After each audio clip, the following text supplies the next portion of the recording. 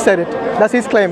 Dude, you asked me to defend a random possibility. No, there's no random possibility. Do you think nothing even exists? You can define nothing in a number of ways. It depends on what you mean by nothing. Right? How do you define it? How do I define it? Again, what I'm saying is that you can define nothing in a number of different ways. You could say. Go on, give it a shot. No, I'm serious. I'm serious. You're missing the point of what I'm saying. I'm not. Okay. Because you said there is a possibility for it to come from nothing. Yeah. Hence, I asked you, let's define nothing. Because as far as I'm concerned, nothing doesn't even exist. It's a concept. Okay, that's fine. That's fine. All right. What do you mean that's fine? Okay. No, I mean, if it doesn't exist, how can something non-existence? No, I'm saying I'll define it for you. So okay, go on, define it. Okay, let's say no space and no time as nothing. How about that? What about energy? Okay, no energy too. Okay, does it exist? Yeah, you could.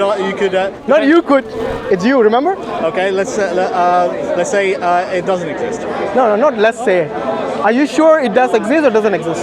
Oh well. You're not sure. We already said that our position is we don't know, dude. So you don't know if nothing even exists or not? It could easily not exist now. So something that doesn't have weight, doesn't occupy space or time or even energy, is there such a thing?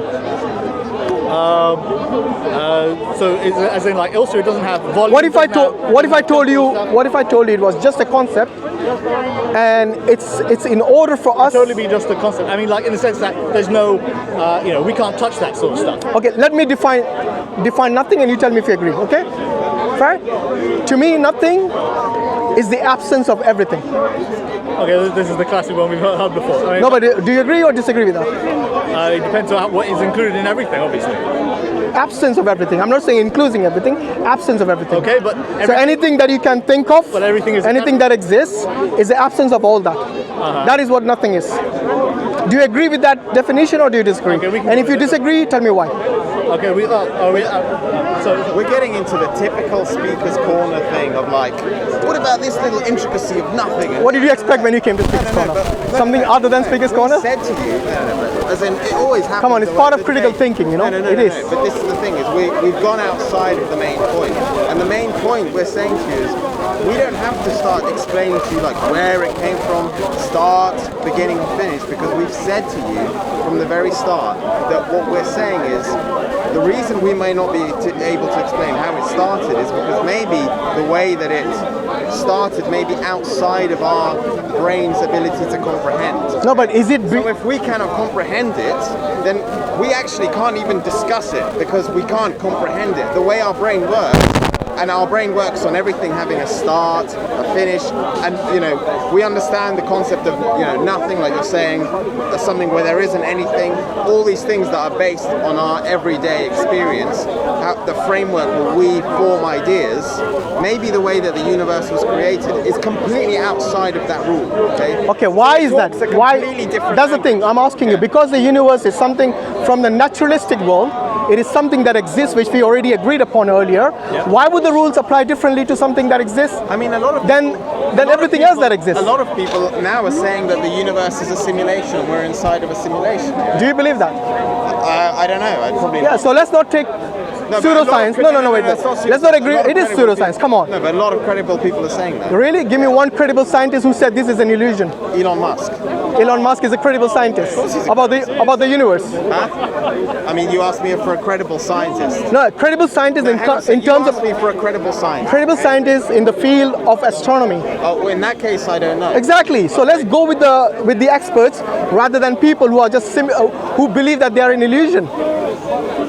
Okay. No, hang on a sec. So, what we're talking about. If earlier you said it's beyond our scope to understand these things. Yeah. I asked him the definition of nothing. Is that beyond your scope or is that within your scope? No. This is the thing. Is that's why this conversation gets to a dead end. Okay. No, it doesn't. It doesn't. It can be totally beyond our scope, which is to say that the term nothing. Wait. If the term nothing is beyond your scope, then I think everything is beyond your scope. Dude. An extra. You know why?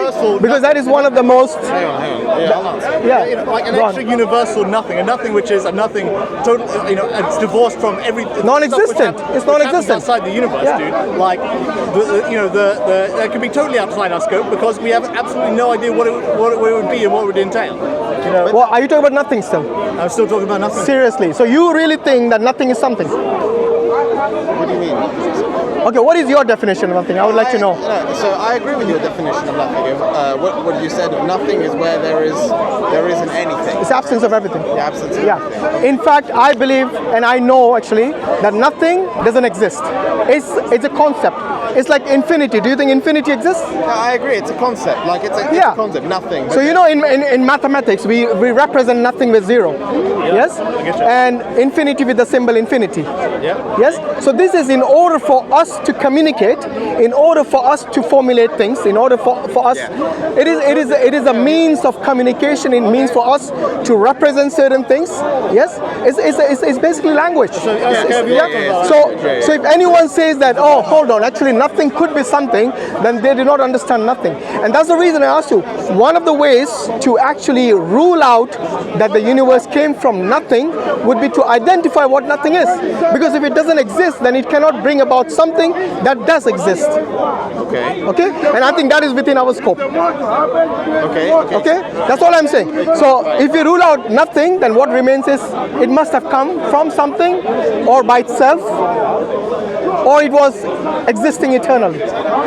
These are the possibilities I can think of. I don't know if you want to add more possibilities. So I agree. Then go ahead. Yeah. Within the way we comprehend things, all of that makes sense. But that's the whole point. Is things that we can't comprehend is things that we physically could not discuss because we could not comprehend them. Yeah. So we cannot comprehend things about, for example, if you're coming purely from a scientific background and only from the belief in a naturalistic world, then you will deny everything that is metaphysical. What does metaphysical mean? I don't know. Yeah. What's metaphysical? Metaphysical is something that is beyond the physical world. By the way, this is Brother Sabur is quite an expert in this field, much better than me. That's why I called him. So what I'm saying is that because if you believe in a naturalistic world, then everything beyond. For example, do you believe you have consciousness? That's a whole other conversation in terms I know. What consciousness No, but is. I want to show you an example of a metaphysical entity which you have no option but to believe. You know why? You're asking me if I believe it, if I have consciousness? Yeah. Okay, I think I'm conscious in the sense that I make decisions that I think are my own. I'm probably conscious. Good. What about you? I reckon so, but hey, no, man, you could have the other scenario. The thing is that we're getting into this intricate conversation, which is fine, but the context of why we said when someone asked us, do we believe in the universe? Thanks. When someone asked us, do we believe in the universe? We said we don't know. It's because we were having a debate as to whether God exists and our reasons for being atheists, right? So if we start this whole conversation into all these intricacies of why we believe, whatever, then we need to remember the context of where we were saying that. Yeah. So as the brother just said, we are discussing about the universe, its existence, trying to understand whether this is within the scope of us as human beings to ponder into that kind of conversation, and also whether we also discussed briefly about whether it came from something or nothing. So this is where we are at present. If you want to add something to that. What's your name, sorry? Alexi and Max. My name is Sabur. So, are you guys like atheists or agnostics? Like, what's I would probably say atheist because I don't believe in God. Yeah, so like the classic thing to do is the Dawkins thing, which is to say, the agnostic atheist, which is to say, you don't believe there's a God, which is to say you're an atheist, but you have a possibility open. Obviously, dude, you can't know everything for certain, so you could be an agnostic atheist in that. Sure. And you mentioned Dawkins and agnostic atheism, but I'm assuming you've read some of his stuff. You're familiar with some of it. I've read some of his stuff. Yeah, sure. Now, have you read The God Delusion? I read it about years ago. Okay. So the central argument in The God Delusion, which sort of captures the main sort of argument that atheists have today, which is that biological design. Sorry about design that. is an Just illusion, loud. right? So biological design, we can no longer say is due to God. They would say it's due to biological evolution, and then they would make an extrapolation for the universe and say the universe is likely not to be designed either, right? So the central argument of the God delusion is God most probably doesn't exist. So it's that type of agnostic atheism. About that, what's your view on that? With regards to like biological evolution, I buy it. You know, I think the variety of species on Earth is likely the result of natural selection. And basically, with regards to the universe, like there's a level on which you can apply that, which is to say that stuff which has a hard time, which require, there's a level which that might apply to the universe, which is to say that like you would expect, for instance, one thing is much more rare than another thing, or like one type of like organization of planets, dominates another sort, then this might lead to a predominance of one sort over another. I'm totally sketchy on like Darwinian evolution applying to stuff outside of the origin of various different species. Okay. And about his point where he makes God and biological evolution mutually exclusive, what's your view on that? God and biological evolution are not God, which is to say depends on how you define God. Obviously, you could have maybe Thor doesn't mix with it, but you could have a God which is like a creator God, or which was compatible with biological evolution. Yeah, you could do that. Okay. So would you sort of be sympathetic to him that he sees biological evolution undermining the existence of God, the traditional arguments for the existence of God, such as design? So, like, my understanding is, it might undermine specific gods, which is to say that, like, there are traditions and religious traditions which specifically deny biological evolution. Certain sects of Protestantism will definitely do that, and therefore you could say that, well, if we've observed this thing, or this is a very sensible theory, then this puts serious doubt in these particular theories. So, but depending on, but when it comes to design, obviously you could have your God, depending on your conception of him, who's guides and directs evolution, for example. Sure. See, that's a very good point, because one of the issues that exists with Dawkins' view is that he tries to make it as if it's God or evolution, when, like you rightly pointed out, you can have a view in which God and biological evolution is compatible. But the biggest problem with his actual view is the way that he projects biological evolution and Darwinian evolution in particular to be something unassailable, right? To be something undeniable. But for example, you mentioned natural selection being the main mechanism of biological evolution, right? Are you aware of other mechanisms that there's actually challenges to biological evolution? Yeah, I've heard some guys talk about, I've heard mathematical exceptions to Darwinian natural selection. I'm not an expert on the science of this, that, and the other, but I am aware that not every super smart chap thinks Darwinian natural selection is like 100% exactly how it happened all the way from the start to the finish.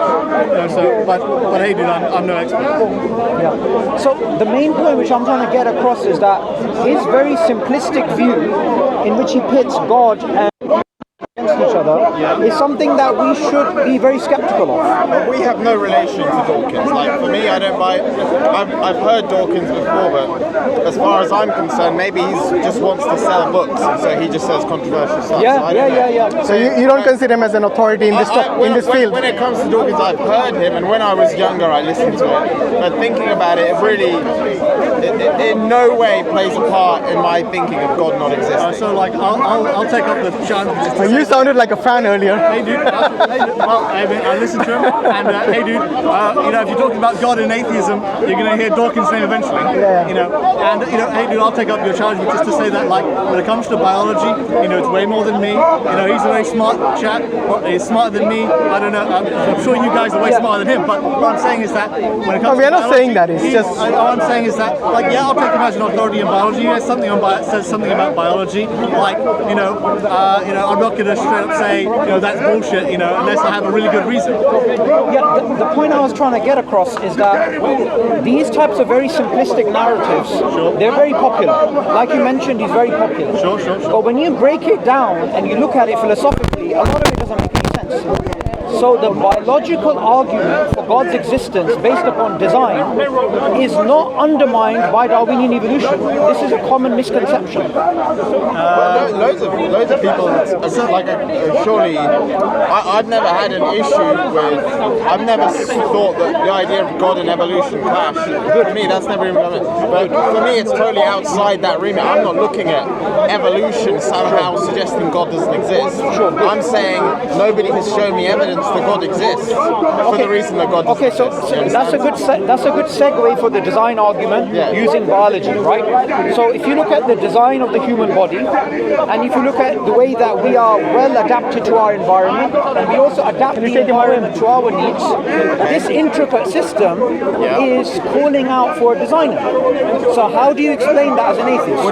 Why does it mean that it's calling out for a designer? Yeah, so I mean, let me just add in quickly here, which is to say that, on the intelligent design argument, definitely, a very classic intelligent pre-Darwin, intelligent design argument, could be fall down in areas because they haven't taken into account evolution, and on the regards to the human body, having I don't wish to assume anything, but if you're talking about stuff like the ISO great complex and things work very well and it's mechanically very sensibly designed, you can say by providing stuff like evolutionary mechanisms for how these sorts of things can happen, and providing an argument for why an intelligent designer might not be necessary for various things, you do argue against an intelligent design, specific intelligent design arguments. The other aspect is, with regards to intelligent design, you could have a million different intelligent designs, which is to say that the design that we have right now is not necessarily the most obvious and best one. So if you have one of the things would be why is the eagles can see much further than human beings, for example, right? Other animals have various other better traits. Whales basically don't get cancer. You can have theoretically better design that super intelligent designer could have. Right? So I'm not sure. I don't buy the intelligent design argument, but you can use evolution to argue against specific intelligent design arguments, which use specific examples. So I agree with some of what you're saying, but there's one part I disagree with what you said. Sure. Now, when you spoke about optimality or the best possible, the problem is anybody can look at any particular design and say this is bad design, and someone else can say this is good design. So, for example, you could argue why is it that the deer it doesn't have the ability to turn its legs into machine guns and fight off lions, or why don't we have bulletproof skin? So we can keep doing this. So you see, perfection is a very slippery term. Now, for something to be perfect, we have to have a design specification, right? So I'll give you an analogy. Say you walk past a building which is crumbling and is breaking.